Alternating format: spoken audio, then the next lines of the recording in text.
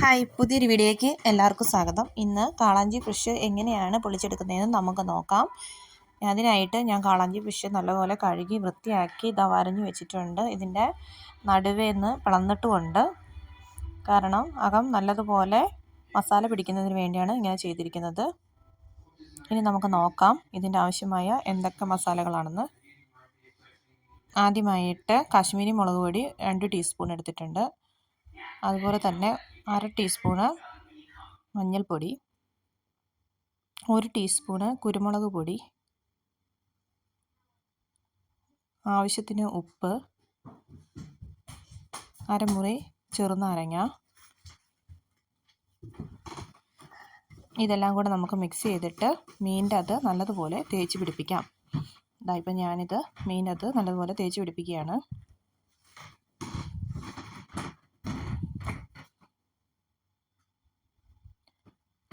ഈ വരഞ്ഞിരിക്കുന്ന ഇതിൻ്റെ അകത്തേക്കൊക്കെ നല്ലതുപോലെ തേച്ച് പിടിപ്പിക്കണം. എങ്കിലാണ് മീനിന് നല്ല ടേസ്റ്റ് ഉണ്ടാകത്തുള്ളൂ.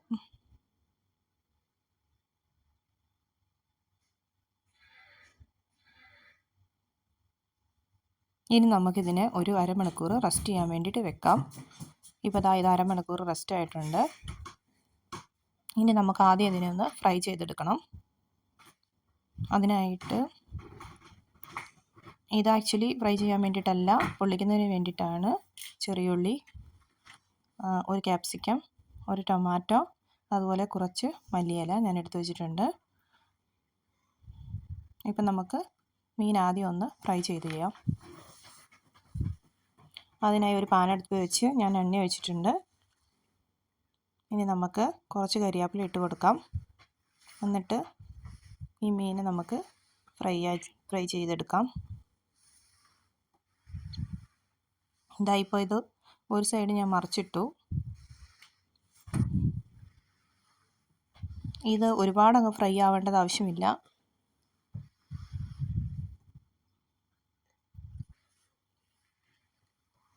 ഒരു 80% ഫ്രൈ ആയാൽ മാത്രം മതി. ഇപ്പോൾ ഇത് ഫ്രൈ ആയിട്ടുണ്ട്. നമുക്കിതിനെ മാറ്റാം. ഞാനിപ്പോൾ ഇതിനെ മാറ്റിയിട്ടുണ്ട്.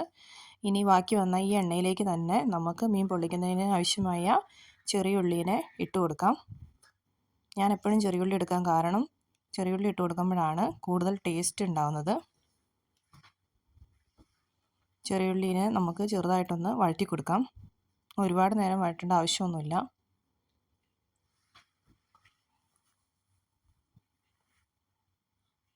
ഇനി ഇതിലേക്ക് നമുക്ക് അരിഞ്ഞു വെച്ചിരിക്കുന്ന ടൊമാറ്റോ കൂടി ഇട്ട് കൊടുക്കാം.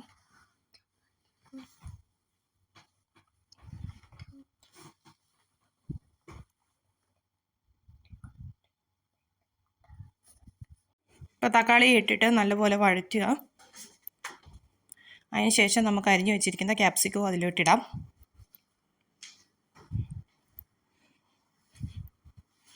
ക്യാപ്സിക്കം ഇട്ട് കൊടുത്ത ശേഷം ചെറുതായിട്ടൊന്ന് വഴറ്റിയാൽ മാത്രം മതി.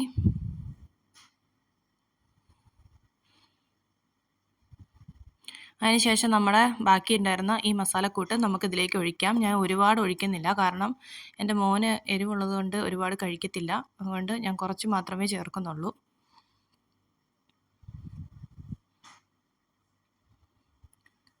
ഇനി നമുക്കിതിലേക്ക് ആവശ്യത്തിന് ഉപ്പ് കൂടി ചേർക്കാം.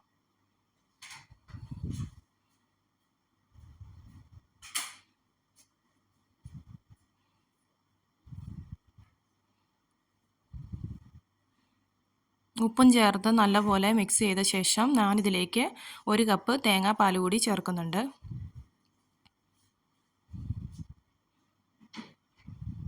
തേങ്ങാപ്പാൽ ചേർത്ത് നല്ലതുപോലെ ഇളക്കി മിക്സ് ചെയ്ത ശേഷം ഇതൊന്ന് തിളയ്ക്കട്ടെ. ഇപ്പോൾ കാണുമ്പോൾ തന്നെ നിങ്ങൾക്ക് മനസ്സിലാവുന്നില്ല ഇതെന്തുമാത്രം ടേസ്റ്റി ആയിരിക്കുമെന്ന്. ഇപ്പോൾ ഇത് തിളച്ചു. നമുക്കിനി വറുത്ത് വെച്ചിരിക്കുന്ന ഫിഷിനെ ഇതിലേക്ക് ആഡ് ചെയ്യാം. ഇനി നമുക്ക് ഈ മസാലയിൽ കിടന്നിട്ട് വേണം ഈ മീൻ നല്ലതുപോലെ വെന്ത് കിട്ടാൻ. അപ്പോൾ നമുക്ക് ഈ മസാലയൊക്കെ ഈ മീനിൻ്റെ മുകളിലേക്കൊക്കെ ആയിട്ട് ആക്കി വെക്കാം.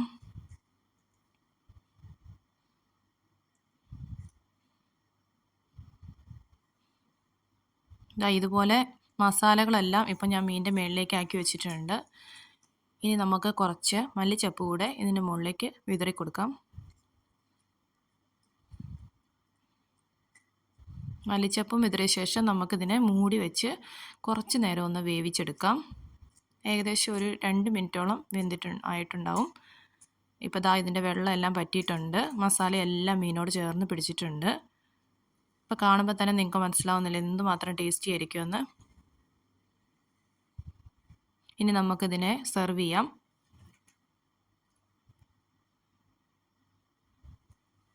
വീഡിയോ ഇഷ്ടപ്പെടുകയാണെങ്കിൽ സബ്സ്ക്രൈബ് ചെയ്യണം, ലൈക്ക് ചെയ്യണം, ഷെയർ ചെയ്യണം. Thanks for watching.